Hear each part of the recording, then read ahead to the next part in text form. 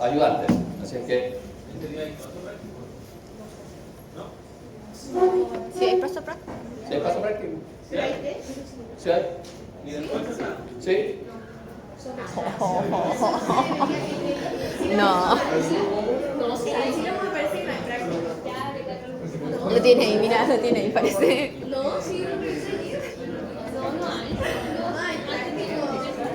Viernes 12 del 4, osificación maxilares, paso práctico. ¿Sí? Dice con test súper difícil.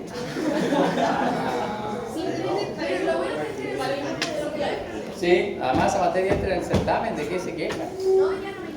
No, le decía al joven, ¿por qué usted siempre todo contra usted si estoy siendo el joven? ¿Ya? ¿Ah?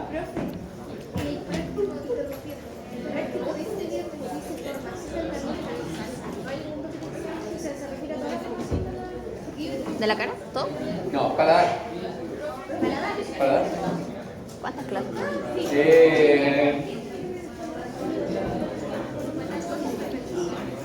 Es que el paladar lo nombra en una partecita, lo que me hablas de la cara. Ya, entonces ya, sigamos. Viernes 2 de abril, 17:15 horas hasta las 19 horas, Osteoteca 1 y Osteoteca 2. Primera evaluación. La profesora Daniela Casitúa los va a cuidar y van a estar además con los ayudantes. Que son las ayudantes, son 3, son señoritas todas. Son 3. Sí. Y ellos para cuidar, yo voy a llegar al práctico, al certamen como a las 6 algo, porque estoy en práctico con medicina ese día. ¿Ya? ¿Qué más? Los tópicos. De acuerdo a nuestro calendario, hoy es martes 2 de abril y estamos revisando el martes 2 de abril, el martes 3. Hasta el martes 3 entra el certamen. ¿Está claro? Sí, viernes, el martes 3, la clase de hoy. El certamen es la próxima semana, es el viernes de la próxima semana. Yo podría decir que entra hasta la clase del jueves. No. Pero no, lo vamos a dejar. Valentina la vamos a dejar para el segundo certamen. Sí, profe.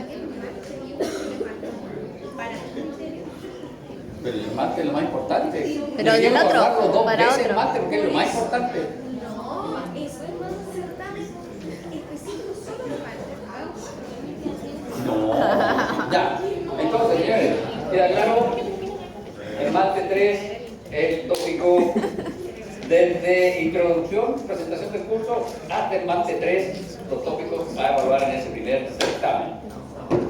El primer certamen tiene como 30 preguntas, más o menos. Son todas alternativas. Estuve mirando para corregir, más o menos ya planificarse cuánto.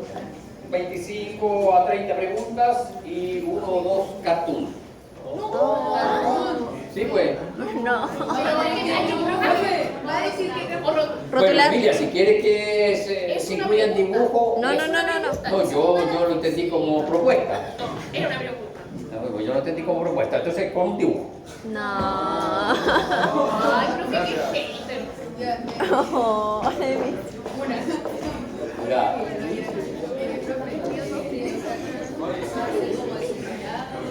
A ver, claro. Los cartoons son elementos que ustedes tienen que rotular. ¿Ya? Cartoon claro, en donde usted tiene que rotular toda la estructura. O probablemente pueda que se le exija dar el nombre de lo que está representando el cartoon. Si el cartoon está representando, no sé, a ver, ¿qué podemos? Un diente.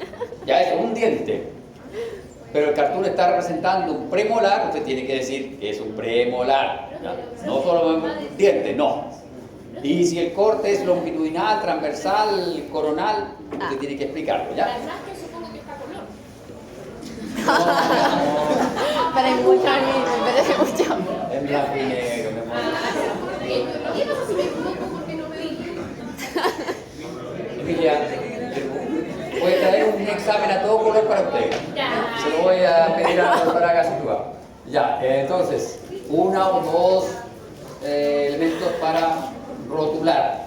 Obviamente no para dibujar, porque si tuviesen que dibujar es mucho lío y se va a demorar mucho, ¿ya? Además, revisar un dibujo en un certamen la verdad es complejo. Ya, entonces, hasta el martes 3 son como 25 o 30 preguntas de, obviamente, alternativas, ¿ya? Que hay que leer muy bien, pero ya usted ya tiene la experiencia de histología, así que no hay problema. Y luego 2 cartoons, o un cartoon tengo que verlo todavía, ¿ya? En donde ustedes van a tener que rotular. ¿El cartón es cartón o Sí, eso mismo. Cartoon. Ah, ya. Dibujitos. Lo que pasa es que como es un cartoon, porque como no puede ir en color, va en blanco y negro, una fotografía histológica, sí, se complica mucho el cuento, así que sí, entonces tiene que ser un esquema. El cartoon es un esquema. Todas las partes. Cartoon, no fotografía, ¿ya? Bien, señores, ya estamos atrasados ya. 2 minutos nomás, profe. Ah, te cuento, no funciona nunca este. Ya, seguimos con nuestra estructura dental y estábamos revisando el esmalte, y acá solo para recordar cómo nosotros podemos estudiar el esmalte. El esmalte lo podemos estudiar con 2 técnicas. Uno, microscopía óptica, microscopía electrónica. La óptica, siempre que estudiemos el esmalte con óptica van a ser dientes desgastados, no pueden ser dientes desmineralizados, ¿ya? Y en microscopía electrónica, ahí puede ser de transmisión o de barrido, pero generalmente se usa de barrido. La transmisión se usa generalmente con alta resolución para ver los constituyentes del esmalte, para ver los cristales de hidroxiapatita, etc. ¿Ya?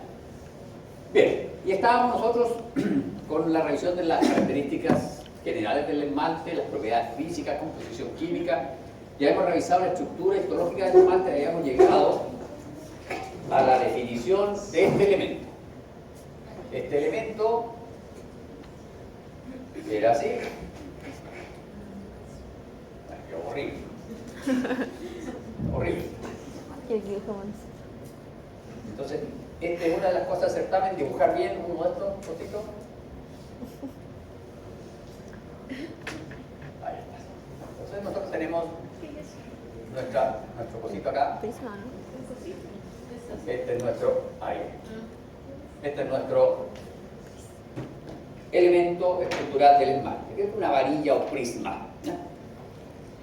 Y luego revisamos que hay algunas zonas del esmalte en donde estas varillas o prismas no están bien constituidas y generan el esmalte a varilla. Y luego hemos revisado un detalle interesante respecto a los cristales de hidroxiapatita, que acá tiene una disposición. Lo estamos exagerando la disposición de los cristales de hidroxiapatita, pero así más o menos, ¿ya? Esos son los conceptos claves de la clase anterior. Vamos a ver ahora qué estructuras secundarias se originan cuando nosotros analizamos el diente completo. ¿Por qué razón? Porque también dijimos que estos cristales de hidroxiapatita, si era la dentina, estos cristales de hidroxiapatita se disponían unos sobre otros, o sea, estas varillas, prismas, se van apilando una sobre otra, pero además se distribuyen en sentido radial. Y lo otro que dijimos es que había una cierta inclinación, hay un cierto ángulo de trabajo, ¿no? Que dependiendo si estamos en la zona cervical o en la zona cuspidia del diente, vamos a tener un distinto ángulo de presentación de estos prismas. Esas distintas distribuciones es lo que genera estas estructuras secundarias. Otro detalle interesante que dijimos que estos prismas son varillas, y como son varillas se debe entender de que si el esmalte tiene 3 milímetros, la varilla tiene 3 milímetros. Incluso dijimos que tiene un poquito más porque está levemente curvada, ¿ya? Entonces, ninguna célula es capaz de sintetizar 3 milímetros de cristales de hidroxiapatita de una sola vez, ¿ya? Entonces, acá estos elementos van a tener estriaciones en el plano transversal.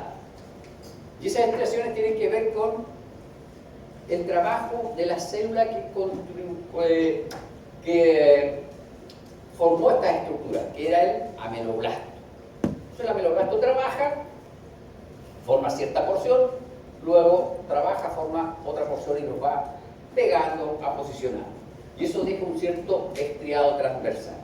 Cuando nosotros revisamos la sumatoria de estos elementos y revisamos este estriado transversal, vamos a ver que ese estriado transversal contribuye a la formación de estructuras secundarias. Y entonces entre las estructuras secundarias vamos a revisar las estrías, penachos, bandas, nudos, usos adamantinos, periquimatias, líneas de imbricación, surcos, laminillas y unión amelodentinaria. Bien, entonces, ¿cómo se forman estas estructuras secundarias? Se definen como variaciones que se originan a partir de los prismas y vamos a tener por diferentes grados de mineralización. Estarían las estrías de Retzius o líneas incrementales de crecimiento y los penachos adamantinos de Linderer. Son zonas en donde se dice que habría menor grado de mineralización de estos elementos y eso va a originar estas estructuras secundarias. Cambio en el recorrido de los prismas. ¿No? Se dice que estos prismas tienen una disposición, no sé si se acuerdan de la clase anterior, vamos a dibujar acá un diente simple, para no complicarnos, y esto tiene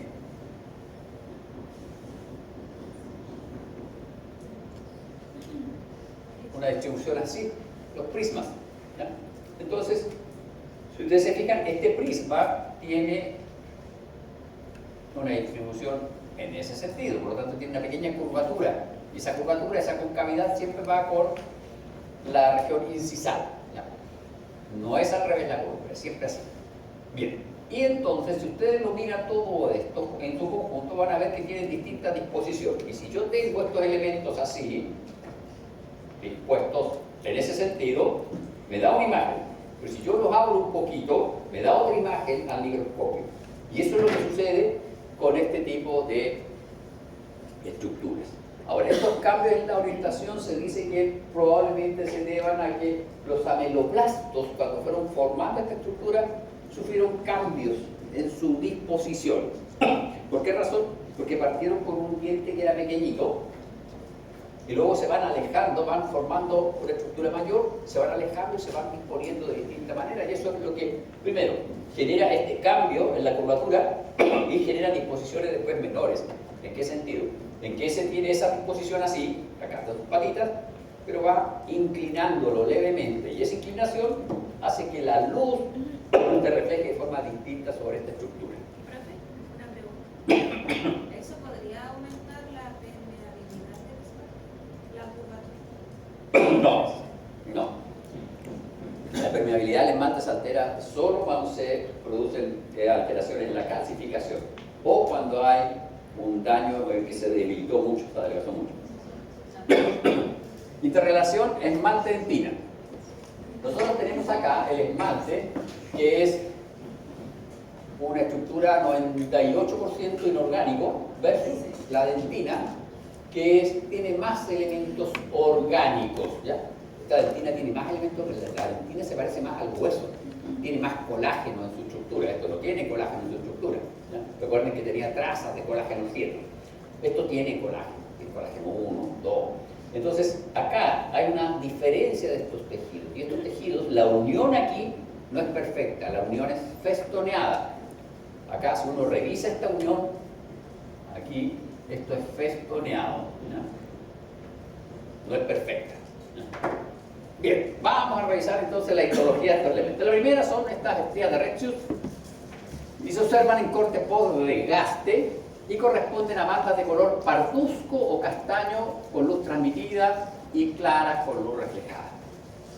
Existe una estría más sobresaliente que coincide con el nacimiento y es nuestra línea neonatal o de Ruston-Orban.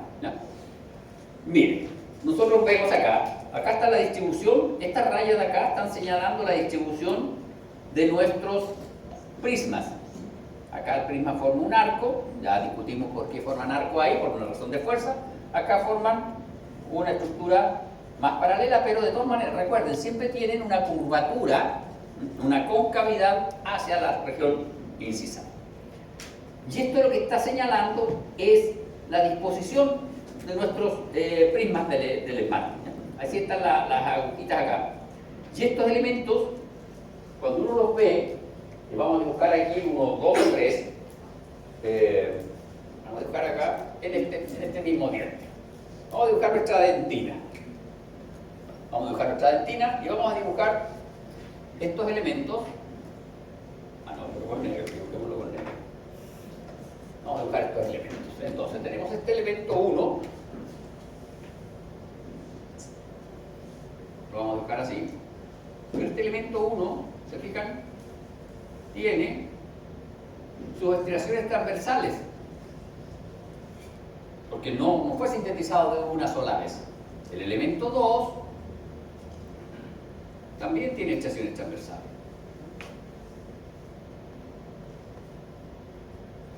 El elemento 3 también tiene estriaciones transversales.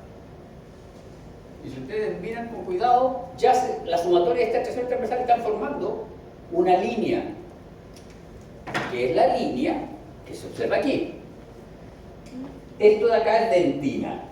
Esta es la conexión amelodentinaria. Y se fijan, ahí hay unas líneas delgaditas que corresponden precisamente a estas zonas de acá. A las líneas de crecimiento, de avance del desarrollo de este prisma. Y es por eso que hay una línea que es mayor que la del nacimiento. ¿Por qué razón? Porque cuando erupciona el diente se produce un trauma en esta estructura. Cuando erupciona, cuando uno nace, se produce un trauma en esta estructura.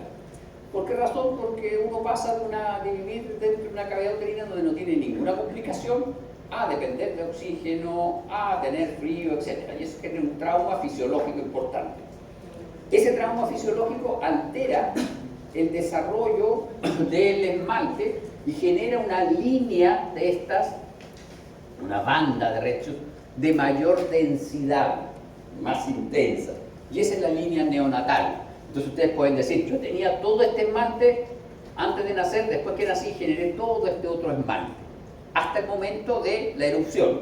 Una vez que erupciona el diente, que depende de la genética del individuo, pero más o menos, casi a los 8 meses, 9 meses, un año, empiezan a erupcionar dientecitos. Cuando erupciona el diente ya desaparecieron los ameloblastos que confeccionaban el esmalte, por lo tanto ya no hay más líneas ya. Pero, si ustedes se dieron cuenta aquí, se fijan, acá quedan unas estructuras. Y esas son las triquimatias y las líneas de imbricación, ¿ya? La línea de imbricación es este pequeño hoyito que queda aquí. Ese pequeño hoyito que queda ahí. Que van en el otro sentido. Van en el otro sentido. Yo dibujé esta hacia arriba, pero van hacia abajo, ¿ya? Bien, entonces nuestras líneas o estrías de rechus corresponden a eso, a un fenómeno que se produce por la distribución de nuestros prismas y la coincidencia de las líneas de crecimiento, las estrías transversales que tiene nuestro prisma. Estas estructuras se pueden ver tanto en los cortes longitudinales como en los cortes transversales. Si uno realiza un corte transversal, ¿cómo la va a ver? ¿Se ven con curvatura o no se ven con curvatura? ¿Se ven con concavidad? Si uno realiza un corte transversal, no se aprecia la concavidad. ¿No? Si uno realiza, en cambio, un corte longitudinal, se va a diferenciar dos tipos de líneas, las que tienen esta presentación con una concavidad y las que tienen forma arqueada, ¿no? Las incisales son arqueadas y esta de acá tiene una concavidad incisal, ¿no? Hacia la zona superior de nuestro diente, ¿no? Por favor, quédense con esta idea de aquí, ¿no? Bien, y acá seguimos con nuestras estrías de rechus para mostrar de nuevo, ahí están nuestras estrías, ahí están nuestras estrías de rechus, y si uno mira con cuidado, aquí por debajo uno puede ver, ahí esas líneas corresponden a nuestros prismas, y estas son las estrías, ¿ya? Y si uno ve acá, esta terminación es irregular, aquí está la lámina externa, cutícula de nuestro diente cuando recién nace nuestro diente, luego esa cutícula se pierde y queda un poquito esa cutícula en la región gingival, pero el resto se pierde y es reemplazada por una nueva cutícula que en este caso son glicoproteínas y elementos proteicos que están en la cavidad bucal y se adhieren al diente. Sobre esa cutícula se adhieren las bacterias y dependiendo de los hábitos higiénicos del estudiante o de los hábitos alimenticios del estudiante, la tipología de bacterias que va a crecer en esa cutícula es distinta y puede ser una tipología de bacterias beneficiosas para el diente o dañinas para el diente y nos van a generar una carie, ¿ya? Entonces, se considera que la periodicidad de Retzius, que son estos elementos transversales que se ven, en los dientes permanentes de 6 a 12 días y en los dientes deciduos 4 a 5 días. ¿Eso qué quiere decir? Que estas estriaciones, desde la línea neonatal hacia la dentina, son más pequeñitas y desde la línea neonatal hacia el exterior son más grandecitas. ¿Por qué? Porque trabajaban entre 6 a 12 días continuo, paraban y cuando se detienen lo que genera es una zona que tiene diferencia en la calcificación. Como dejan de trabajar, ahí se produce una pequeña alteración en la calcificación y es por eso que se observan esos pequeños detalles, ¿ya? Bien, aquí vemos una hermosa línea neonatal. Acá están las otras estrias de Retzius. Este es el CAP y aquí se ven además estas estructuras. Se fijan acá, es como si estuviese trizado. Esas son laminillas del esmalte que corresponden efectivamente a esas trizaduras. Hay de distintos tipos que las vamos a ver al final de la clase, ¿no? Pero estas son nuestras estrías de Retzius. Este es un molar, en la zona incisal de un molar. Y si no sé si ustedes ya se dan cuenta de una cosa, un detalle, para ir avanzando un poco, vean acá, presten atención a esta zona de aquí, en donde uno puede ver un cierto estriado, en ese sentido, y se ven las estrías de Retzius, pero cuando llegamos a esta zona, la estría Retzius como que se interrumpe, ¿no? Y este estriado, que aquí se veía súper parejo, aquí también se interrumpe. Y eso tiene un sentido, ¿no tiene sentido? ¿Tiene sentido o no? ¿Sí? ¿Cuál es el sentido? Ahí está.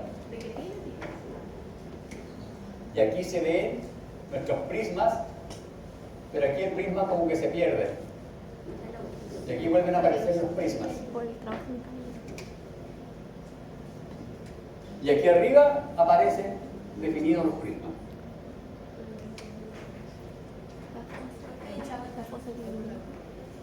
¿Ah?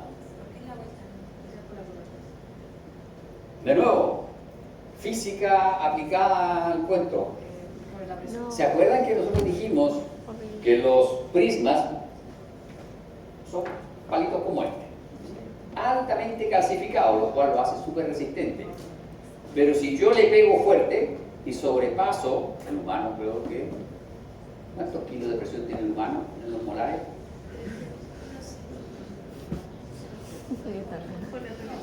¿Ah? ¿Cuántos kilos de presión tiene el humano en los molares? Depende del humano. Yo 500 kilos porque como piedra. No, bueno. Va a ser como de los 12, 15 kilos, porque ya no me acuerdo bien el dato, alguna vez lo leí. Ya, asumamos que son 10 kilos de presión. Resulta que este elemento está hecho para soportar esos 10 kilos de presión. Pero si yo tengo bruxismo, voy a superar los 10 kilos de presión y va a colapsar. Entonces, ¿cómo se le ingenió el diente? El diente se le ingenió de tal manera que en esta zona, que es la cúspide del diente, aquí, los prismas no están perfectamente derechos. Están como enrollados, están como trenzados. Entonces, ¿qué hacen ahí? Aquí están así. Y lo que se hace es distribuir la fuerza y la enviar un poco hacia los lados. Por eso aumenta la resistencia de la cúspide del esmalte. Y eso se llama esmalte nudoso, que es una de las cosas que vamos a ver más adelante. Bien. Pregunta, mire, si estos son los prismas, están como trenzados, ¿Sí? pero están impuestos así Sí, así. Así, No, no, no. forma de abanico. Este es la ABC viviente. Ya, Aquí arriba están rectos, ya. rectos. Pero aquí al medio están dispuestos como las raíces de un árbol, trenzados. De tal manera que este que viene aquí, su fuerza se diluye como una espiral y va para acá. Pero de manera vertical, ¿no? Siempre en sentido vertical, sí. Así como lo dibujé acá. A ver, tenemos ese prisma y cuando llega hace eso. El prisma al lado. Ahí. Entonces, la fuerza no es directa, sino que la va dispersando. Así. Abre el vector de fuerza para que se debilite. Bien, y acá tenemos los penachos adamantinos o de Linderer, y en este caso son estructuras que corresponderían a zonas en donde está menos calcificado esta región de acá, y son estructuras que están en el límite esmalte dentina aquí, y corresponderían a zonas en donde está menos calcificado, y esas zonas menos calcificadas generan estos efectos de luz y generan esa opacidad. Se ven muy ramificados, pero la verdad es que corresponden a esto, como estos cortes son gruesos, son sobreposiciones de elementos, son pequeñitos, ¿ya? Y corresponderían a zonas que están menos calcificadas, ¿ya? Penachos adamantinos. Pero en ese corte no deberían verse las figuritas así como puntitos. ¿Cómo? Si están dispuestas de forma vertical. Aquí está un corte transversal. Por eso, si las figuras están así para arriba, si uno no aparece corte. No. Aquí, ahí está. A ver. Aquí, cortaste ahí. Si cortaste ahí, estás viendo dentina en azul. ¿Ves una estría? ¿Ves otra estría? ¿Ves otra estría? ¿Ves otra estría de las líneas de reducción? ¿Las ves? Lo que no ves y que se ve con luz polarizada, ya es la disposición de los elementos, ¿ya?, internos de cada prisma, que son los cristales de hidroxiapatita. Y los de hidroxiapatita sí los vas a ver algunos cortados longitudinalmente, otros cortados tangencialmente. Pero cuando ves a nivel de cristales de hidroxiapatita. Pero acá, cuando es el corte grueso, no se ve. Se ven las estrías y se ve la línea, ¿ya?, que tiene nuestro prisma. Pero tú no ves si el prisma está cortado en ese sentido o está cortado perfectamente paralelo. Y el prisma está cortado un poquito así. Y eso te va a dar imágenes de las patitas del prisma y algunos prismas cortados tangencial y otros prismas cortados longitudinal. Eso va a generar otro efecto que lo vamos a ver. Creo que en la diapositiva siguiente viene esa estructura. Y qué bueno que él lo preguntó. Bueno, seguimos con nuestros penachos adamantinos. ¿Se fijan? Esta es una laminilla, esta es una fisura grande.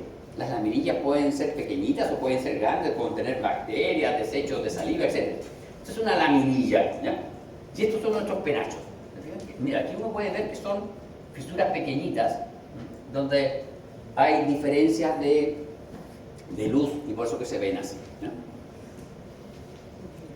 Aquí están. Esto es lo que usted estaba preguntando. Volvamos a esta. Tenemos esto. Muy bien, nos preguntó sobre la orientación de los prismas en este sentido. Y si uno revisa estos cortes, en estos cortes uno ve que acá, ¿se fijan? Hay unas zonas claras y unas zonas oscuras. Estas son nuestras bandas de Unterschied, y estas banditas corresponden precisamente a ese fenómeno que habíamos mencionado aquí, que nosotros vamos a ver estos elementos, pero como estamos viendo un corte y los prismas tienen sus cristales de hidroxiapatita en dos direcciones, cuando uno ve la sumatoria, esos cristales de hidroxiapatita generan distinta refracción de la luz, y estos se observan súper bien con luz polarizada, incidente, ¿ya? Y ahí uno puede ver que se producen estos efectos. ¿Se fijan? Una banda clarita, una banda oscura. Pero eso es por disposición de los elementos estructurales de los prismas, ¿ya? Y acá está de nuevo, ¿se fijan? Ahí están nuestros elementos. Oscura, clara, y se van alternando. Mira, aquí está la banda oscura, la banda clara, y por debajo están pasando nuestros prismas. Entonces, está dado por la diferencia en el plano de corte de nuestros elementos que constituyen nuestros prismas. Acá está con microscopía electrónica para resolver este problema. Si tú te fijas, claro, oscuro, hay una distinta plano de corte de nuestros elementos. Y vamos a tener que las oscuritas, los cortes están cortados preferentemente de forma longitudinal. Bien, esmalte nudoso. Este es lo que estamos viendo acá, y esto es súper interesante. Acá, la verdad es que el libro explica, pero cuesta entender cómo el ameloblasto sabe que está trabajando en la cúspide de un diente para hacer un prisma distinto, ¿no? Entonces, cuando uno piensa en esto, tiene que inmediatamente analizarlo desde el punto de vista molecular, y esto debe tener una serie de factores de transcripción que se expresan en esa zona. Por lo tanto, cuando ustedes piensan en la histogénesis de un diente, tienen que pensar que es una estructura muy compleja y que de seguro hay cientos de factores de transcripción que están participando en su confección. ¿Por qué? Si ustedes se fijan acá, vean los prismas. Pero aquí los prismas no se ven perfectamente ordenados. Acá es más evidente aún. Miren ahí cómo están los prismas. En cambio acá están bastante más derechos. Eso es una laminilla, ¿no? Vean acá los prismas. Esto es esmalte nudoso. Está siempre en la cúspide de un diente. Si ustedes tienen un diente con una cúspide, bueno, una sola, pero si ustedes tienen un diente con dos cúspides, en cada una de esas cúspides va a haber esmalte nudoso. Y la idea mecánica es precisamente esa. En el caso de los decisivos, Tienen uno. es puro. Los molares tienen más cúspides, tienen más zonas de esmalte nudoso. Siempre está acá, en la cúspide de nuestro diente, ¿ya? Entonces, estos están, el esmalte nudoso siempre está en las zonas de mayor esfuerzo mecánico. ¿Por qué? Porque están trabajando para esto de derivar el vector de fuerza mecánico y no se dañe nuestro esmalte. Recuerden, nuestro esmalte es súper duro. De hecho, es la sustancia más dura que tiene nuestro organismo, pero por lo mismo es la más frágil. El hueso es menos duro, pero es más plástico, porque tiene más colágeno. Entonces, ahora, ¿quién hace la fuerza plástica en nuestro diente? La dentina. Cuando ustedes, porque hasta el momento hemos dicho que el esmalte es súper duro, el esmalte no tiene ninguna cosa, y es cierto, pero cuando ustedes comprimen el esmalte, toda esa fuerza de compresión se pasa a la dentina, y la dentina es bastante dura, calcificada, pero tiene más colágeno. Y la dentina tiene una característica, y es que tiene hoyos, tiene túbulos dentinarios. Entonces, cuando uno la comprime, esos túbulos dentinarios cambian de tamaño, y al cambiar de tamaño, expulsan todo el fluido que está en el interior, lo hacen colapsar hacia la pulpa dental. Y en la pulpa hay una serie de sensores que nos dan a nosotros ideas de si estamos haciendo o no estamos haciendo presión, ¿ya? Y nos informa también de cuánta presión estamos haciendo, y así regulamos la mordida. Porque el esmalte no tiene ningún elemento sensorial, ¿ya? Y como estructura es muy dura, pero tiene problemas de fragilidad. Y como no tiene elementos vivos, tiene otro problema, que dijimos que no era problema, que no se regenera, no se repara. Hay que ayudar a repararlo, lo cual es bueno, ¿cierto? En esta clase es bueno. Y entonces, acá tenemos esmalte nudoso. Por favor, presten atención a esa zona de ahí, por microscopía óptica. Esmalte nudoso en microscopía electrónica. Vean, esto es barrido electrónico. ¿Se fijan? Aquí están cortados en otro plano los prismas. Aquí están longitudinales que están en otro plano. Vuelven a aparecer longitudinales en otro plano. Y eso es lo que da razón de esta distribución desordenada de los prismas en el esmalte nudoso. Uso adamantino. Miren, acá está un uso adamantino.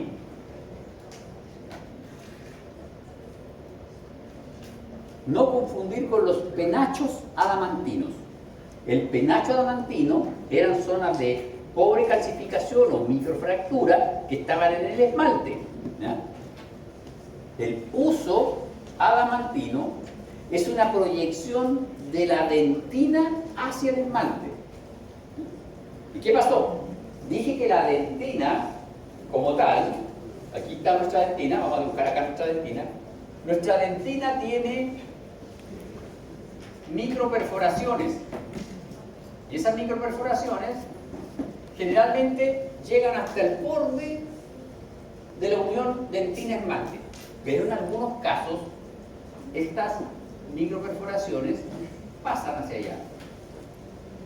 ¿Ya? Y cuando pasan hacia allá, estructuran nuestros usos adamantinos.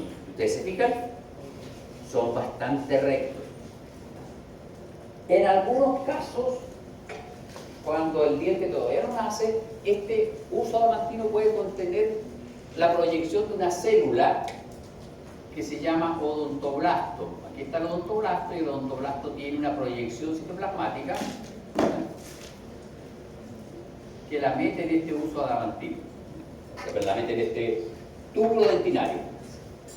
Pero se acepta que en el caso de los adultos y de los niños ya, estos usos adamantinos no contienen nada, lo único que contienen es fluido. No, que aquí adentro hay un fluido. Estos hoyitos están llenos de un fluido y en la mitad del hoyito, si ustedes esto lo cortan transversalmente, esto es así. Tenemos una cavidad en nuestra matriz y aquí adentro está el citoplasma del odontoblasto. ¿Ya? Esto es bastante más complejo, lo vamos a ver después. Y aquí hay un fluido. Y aquí hay un líquido. Aquí hay un líquido. En los usos adamantinos de los dientes de adulto, aquí solo hay líquido, no hay tejido del odontoblasto. Durante el desarrollo puede haber un poquito de tejido del odontoblasto, pero en el diente adulto no hay nada más que fluido. ¿Y por qué se ve así? Porque es una cavidad y esto se llena de aire. Y por eso se ve así. El aire muestra esta estructura más negruzca. Y se fijan ustedes que esto no es ramificado.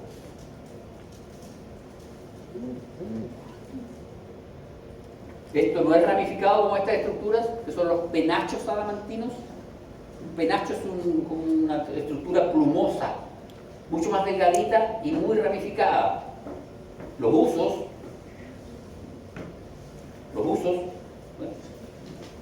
son más definidos y son mucho menos, si acaso nada, de ramificados. No se proyectan mucho, son un par de micras nomás que entran en el esmalte. ¿Ya? Entonces, muchos no contienen proyección de odontoblasto y solo contienen fluido dentinario. Y ese fluido, cuando uno realiza una mordida, ese fluido colapsa y se mueve.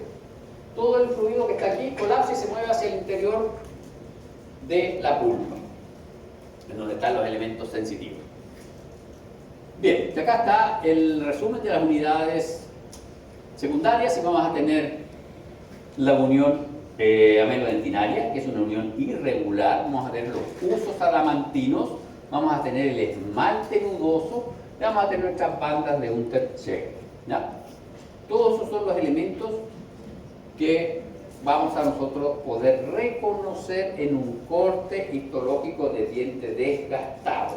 ¿Ya? En un corte histológico de...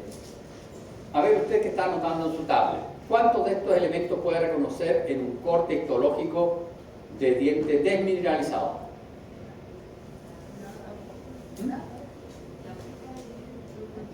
No, ¿cuántos de estos elementos? Las unidades estructurales secundarias, estos, esmalte nudoso, uso adamantino, ¿cuántos de esos elementos puede reconocer? ¿Ah?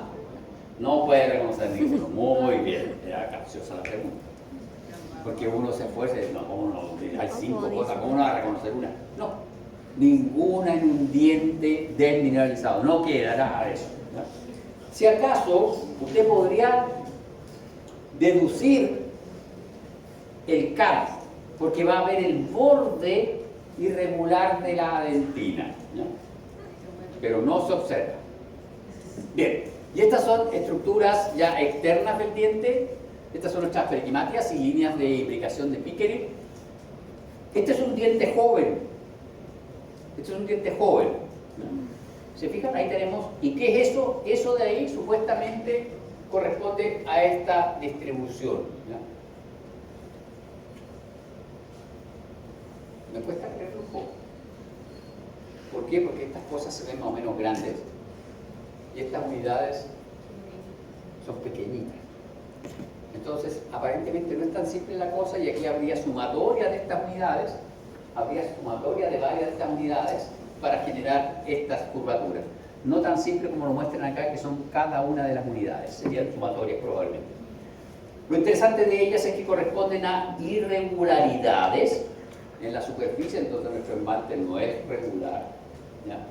Pero estas estructuras desaparecen con la vida. Uno nace con estas, pero una vez que empieza a comer, a masticar, el bruxismo y un montón de otros elementos, lavarse los dientes con, como lo hace su profesor, con cepillos duros, demasiado bestia, jura que por eso limpia más el diente, me resta siempre el dentista, me dice, no lo haga, estoy muy viejo a aprender cosas ya. Entonces, estas van desapareciendo por el existir de la persona. Sin embargo, en la zona más cerca del cuello del diente, en la zona cervical, pueden permanecer algunas, ¿ya? Sobre esto está nuestro biofilms, ¿ya? Que es la cutícula, que es una secreción de esmalte delgadito que está revistiendo esto. Esa cutícula desaparece también con el vivir de la persona, del niño, y es reemplazada por una cutícula que corresponde a glicoproteínas y proteínas y algunas sales de la saliva que se depositan sobre el diente. Y esa cutícula de productos de la saliva sirve de matriz para que se adhieran bacterias, ¿ya? Entonces, un diente ustedes nunca lo van a encontrar desnudo así.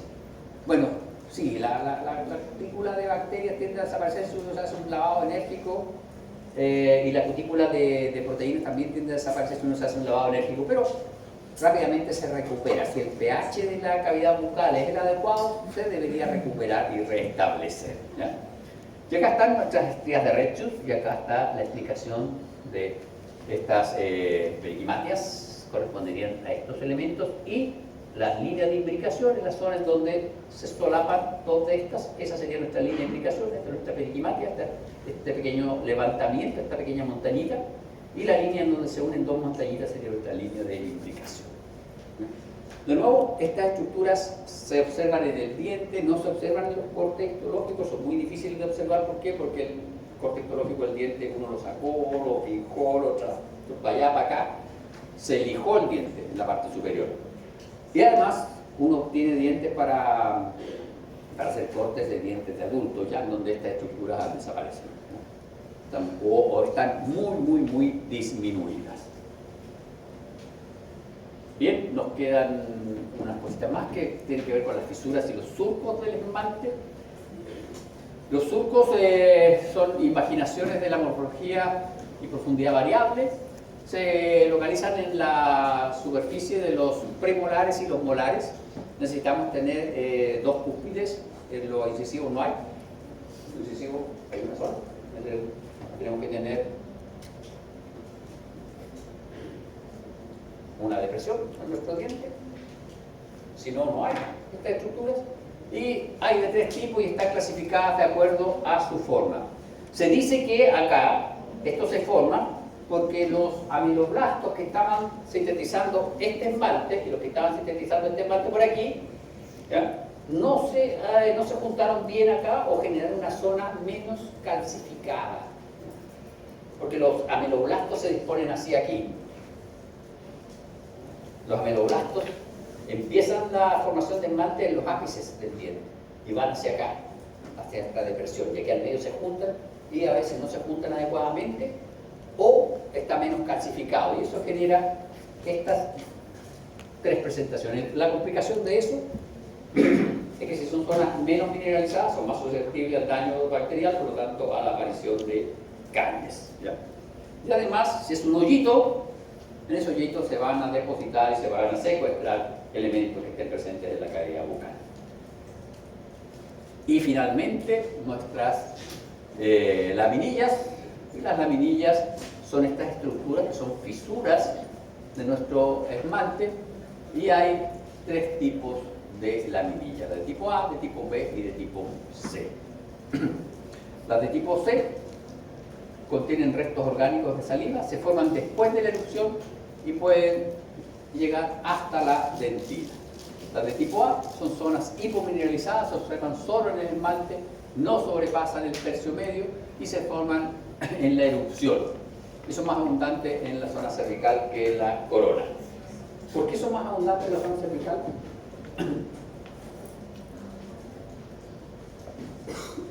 ¿Qué es más delgadito el esmalte? La zona del cuello, ¿recuerdas? Es más delgadito.